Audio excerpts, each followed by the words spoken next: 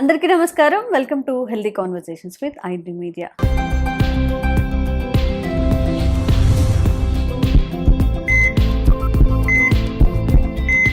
నేను విజాన్సీ. సో ఈరోజు నేను ఆంజనేయ రాజు గారితో ఉన్నాను, ట్రెడిషనల్ హీలర్ ఇంకా హెర్బలిస్ట్. చాలామందికి కంటి చూపు సమస్యలు, కొంతమందికి దగ్గరగా ఉండవు కనిపించవు, కొంతమందికి దూరంగా ఉండేవి కనిపించవు. ఇది కామన్గా వచ్చే ప్రాబ్లమ్స్ అనమాట.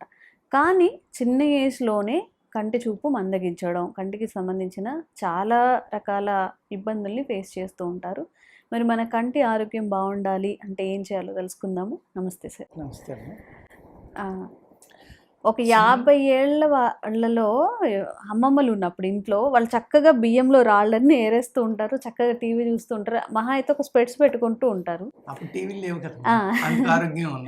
ఇప్పుడు 10th చదివే వాళ్ళు లేకపోతే ఫస్ట్ స్టాండర్డ్ మీరు బేబీ సిట్టింగ్ అంటారు కదా, అక్కడికి వెళ్ళండి, లేకపోతే ఎల్కేజీ యూకేజీకి వెళ్ళండి, మీకు 30% కళ్ళజోళ్ళతో కనపడుతున్నారు. అవును, 7 years 8 years కూడా ఇంత సోడా బుడ్డి కళ్ళద్దాలు పెట్టుకొని చూస్తున్నారు. ఈ డిఫరెన్స్ అనేది ఎలా భర్తీ చేయాలి? అది తల్లిదండ్రులు తప్పు అంటాను, పిల్లలు తప్పు కాదు అది. ఎందుకంటే వీళ్ళు జాగ్రత్తలు తీసుకోకపోవడం వల్ల వాళ్ళకి ఆ ఇబ్బందులు. ఎక్కువగా ఇబ్బంది దేనికి వస్తుందంటే టీవీ, ఫోన్, ఈ రెండాటి వల్ల. అంతకుముందు టీవీని పెద్ద విషయంగా చెప్పుకునే వాళ్ళు, ఇప్పుడు ఫోన్. అవునండి, అవును, ల్యాప్టాప్. స్కూల్స్ లో కూడా ఏంటంటే దౌర్భాగ్యం, హోంవర్క్ కూడా ట్యాబ్స్ అంటున్నారు, ఐప్యాడ్లు అంటున్నారు. వాళ్ళు అవి అమ్ముకోవడానికి బిజినెస్ చేస్తున్నారా లేకపోతే పిల్లలకి అలవాటు చేయడానికి చేస్తున్నారో తెలియదు. వాళ్ళు హోంవర్క్ కూడా దాంట్లో చేస్తున్నారు. అది కూడా చాలా మంది పిల్లలు ఏం చేస్తారు, మంచం మీద పెట్టి పడుకోవడం. ఇప్పుడు ఇంజనీరింగ్ చదివే అమ్మాయిలు కానీ అబ్బాయిలు కానీ ఆ రాత్రులు పగల అందులో ఉపయోగం ఉన్నది చూస్తున్నారో ఉపయోగం లేని చూస్తున్నారో తెలియదు, కానీ పడుకుని పొట్ట మీద పెట్టుకుని చూడడం, అలాగే రకరకాల యాంగిల్స్లో పడుకుని చూడడం వల్ల, ఆహార నియమాలు పాటించకపోవడం వల్ల ఈ ప్రాబ్లమ్స్ వస్తున్నాయేమో. ఒకప్పుడు ఇంత చిన్నపిల్లల్లో ఐసైట్ ప్రాబ్లం అనేది మనం ఎప్పుడు చూసింది లేదమ్మా. ఇప్పుడు ఈ జనరేషన్లో చూస్తున్నారు మీరు. మెయిన్ ప్రాబ్లం ఏంటంటే నేను అనుకోవడం ఈ టీవీ దీనివల్లే వస్తుంది. నెక్స్ట్ ఎక్సర్సైజ్ లేకపోవడం, సరైన ఆహారం తీసుకోకపోవడం. ఫ్రెష్ ఫుడ్ ఎవరు తింటున్నారమ్మా? అంత నిల్వ ఉన్న ఆహారాలు, కాయగూరలు, కూరగాయలు ఏ వచ్చినా కూడా అనేక రకాల పురుగు మందులు, ఎరువులు వీటితో వచ్చి. యోగా చేశారనుకోండి, ఇప్పుడు శీర్షాసనం అని చేసేవారమ్మ పూర్వం తలకిందులుగా. అది చేసినప్పుడు ఏమవుతుంది, మీ బాడీలో ఉన్న బ్లడ్ అంతా కంటిలోకి వస్తుంది, ఫేస్లోకి వస్తుంది. ఫేస్లో ఏమున్నాయి, ముక్కు, కన్ను, నోరు, చెవులు, ఇవన్నీ బ్రెయిన్.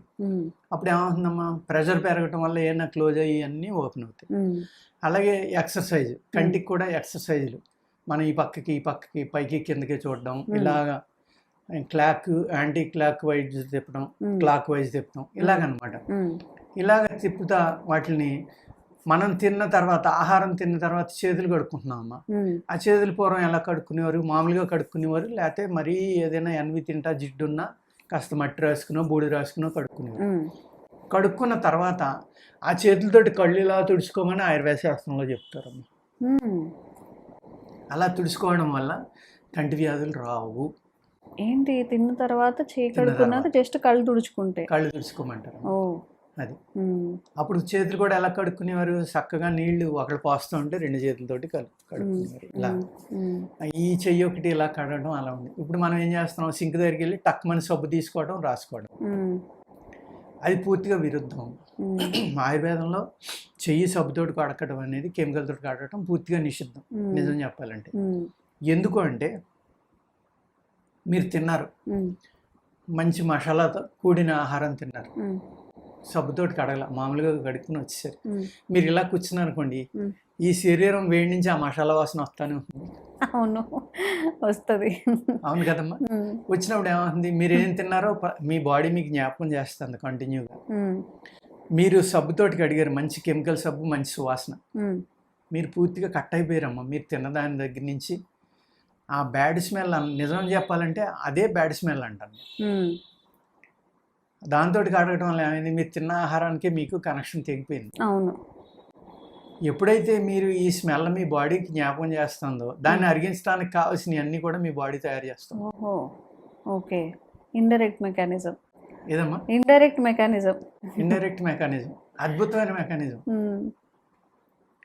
ఆ జిడ్డు ఉండటం వల్ల చేతికి ఆ స్మెల్ అనేది తగలడం వల్ల, లేదంటే తినగానే పడుకునే అలవాటు ఉంది, పడుకున్నారు, లేకపోతే మొహం మీద చేసి పడుకున్నారు, ఆ స్మెల్ అలా తగులుతూనే ఉంటుంది. అవును, తగిలినప్పుడు ఏమవుతుంది, ఆ స్మెల్ వల్ల మళ్ళీ ఆ టేస్ట్ మీకు జ్ఞాపక శక్తిలోకి రావడం వల్ల మీ సెలైవా అనేది ఎక్కువగా రావడం, ప్రొడ్యూస్ అవ్వడం జరుగుతుంది. ఆ సెలైవాలో అద్భుతమైన ఆక్సిజన్, అనేక రకాల గుడ్ బ్యాక్టీరియా,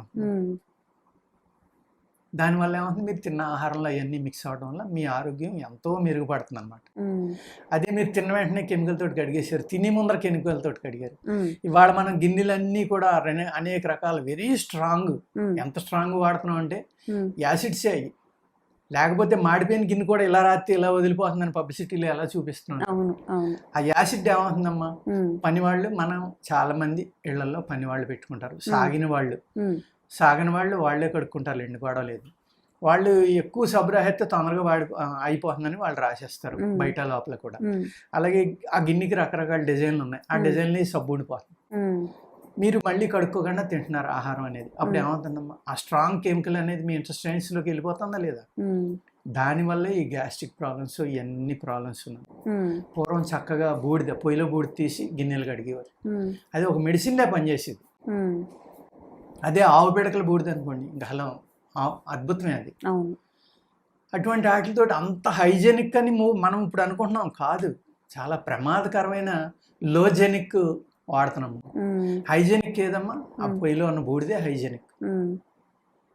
ఒకప్పుడు కోల్గేట్లో బొగ్గు కలుతుందని నవ్వేవారు, ఉప్పు కలుతుందని ఏది మనం పళ్ళ పుళ్ళు బొగ్గులతో తోముకుంటున్నారు, పుల్లలతో తోముకుంటున్నారు, అవి గుచ్చిపోతాయి, చిగుళ్ళు పాడవుతాయి పళ్ళు. ఇప్పుడేమో అవన్నీ కూడా మళ్ళీ వాళ్ళే తిరిగి పబ్లిసిటీ చేస్తారు, మేము బొగ్గు కలిపాం, మేము లవంగం కలిపాం, మేము ఉప్పు కలిపాం. అంటే ఇవన్నీ ఎక్కడి నుంచి వచ్చినాయమ్మా, ఒకప్పుడు నిజమది, దాన్ని అబద్ధంగా ప్రచారం చేశారు, మళ్ళీ ఆ నిజం ప్రజలకు తెలుసుకునేవాడికి అమ్ముకోవడం కోసం అవన్నీ మళ్ళీ ప్రజల్లోకి పట్టుకెళ్తారు. మనం అసలు ఎలా ఉండాలి, ఏం చేస్తే మంచిదని మన బుక్స్ లో కూడా ముందుగానే చెప్తూ ఉంటే బాగుంటుందేమో సార్.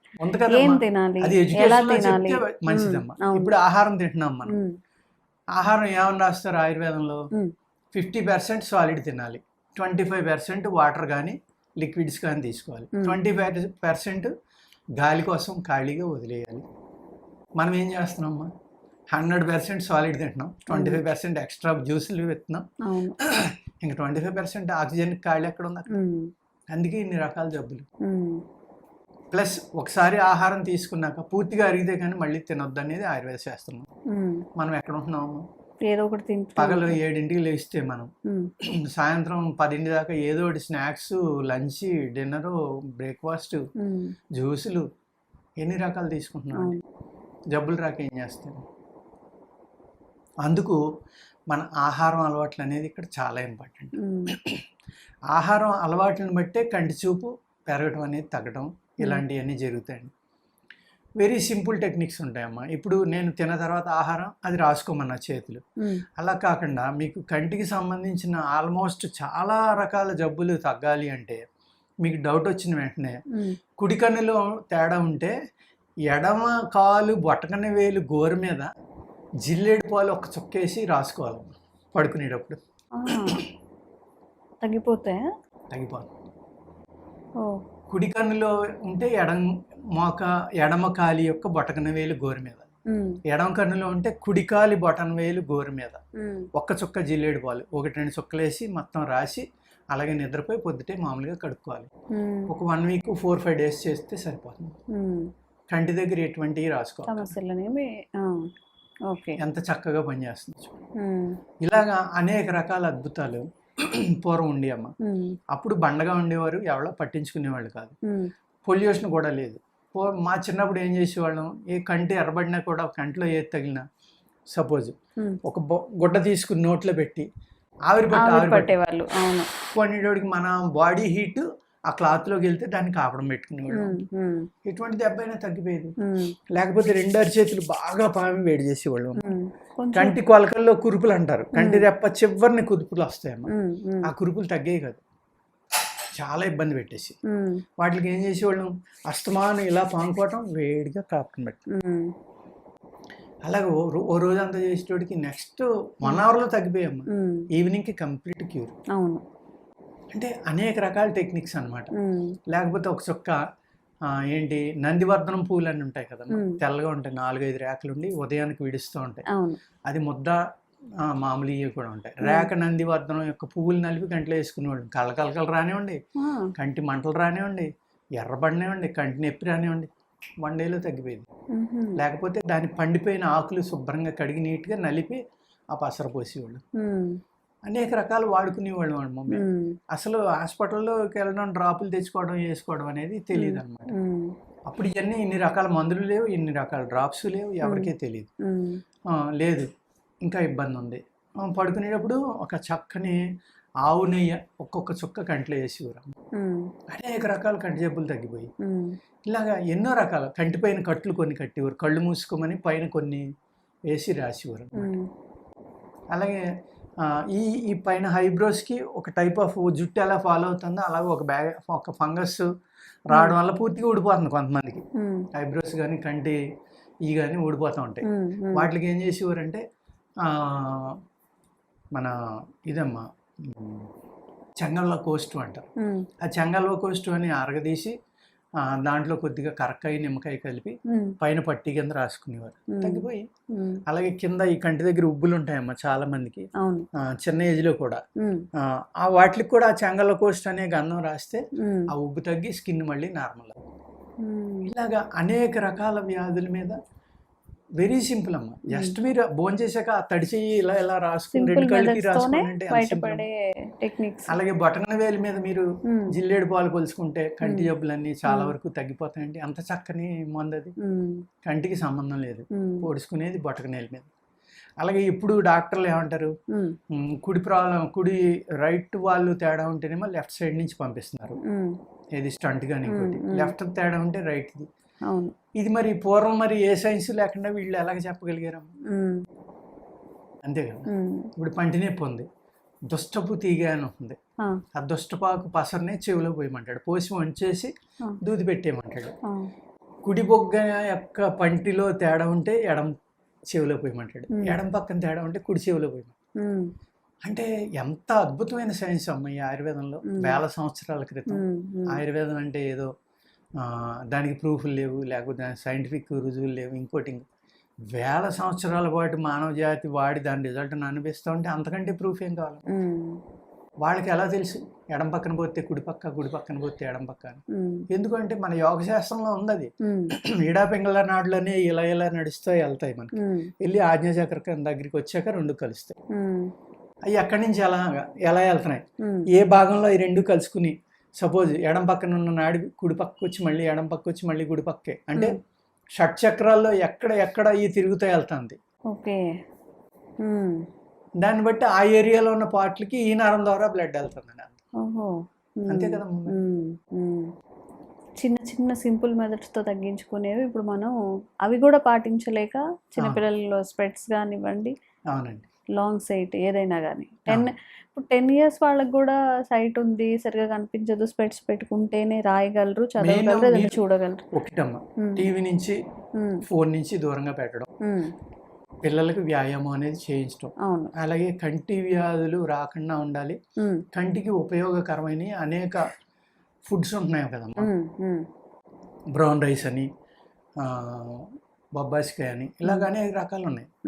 ఆ ఏ విటమిన్ తింటే ఏ కాయలో ఉంది, ఏ తింటే కాస్త ఉపయోగపడుతుంది అనేటప్పుడు మళ్ళీ అక్కడ కూడా భూమిని పాడు చేసాం తప్ప అక్కడ కూడా ఉండట్లా. అట్లీస్ట్ సప్లిమెంట్స్ ఇవ్వడం పిల్లలకి, ఆ కంటి వ్యాయామం చేయించడం, వాళ్ళకి ఇలాంటివి చేస్తే కూడా ఆ జబ్బు రాకుండా ఉంటుందమ్మా. దాని నుంచి జాగ్రత్త తీసుకోవాలి. అలాగే. సో కంటి వ్యాధులు ఉన్నప్పుడు బోలెడన్ని మీకు చాలా వాల్యుబుల్ ఇన్ఫర్మేషన్ అయితే ఈ వీడియోలో ఇవ్వడం జరిగింది. మీకు ఎలాంటి కంటి సమస్యలు ఉన్నాయో దానికి తగ్గన ఆ టిప్ని అయితే మీరు తప్పకుండా యూస్ చేసుకోవచ్చు.